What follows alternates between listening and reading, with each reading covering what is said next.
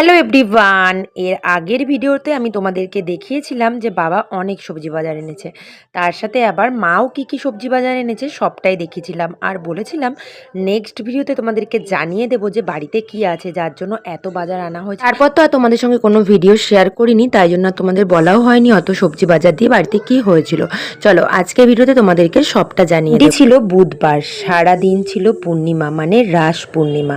তার সাথে দামোদর মাসে যারা ভীষ্ম ব্রত করেছিল সেই দিন ছিল তার লাস্ট দিন। তো সব কিছু মিলেমিশে দিনটা ভীষণ ভালো ছিল, তাই ভগবানকে ভোগ দেওয়া হয়েছিল।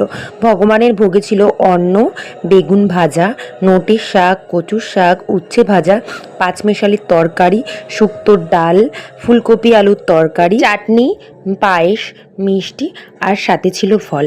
এমনকি যেহেতু পূর্ণিমা ছিল তাই জন্য ভগবানকে সিন্নিও নিবেদন করা হয়েছিল। এদিন আমরা সবাই মিলে খুব আনন্দ করে কিন্তু ভগবানের পুজো কমপ্লিট করেছিলাম। তো চলো তোমরাও ভগবানের ভোগ দর্শন করো। ভগবানের ভোগ দর্শন করলে দুর্ভোগ কাটে।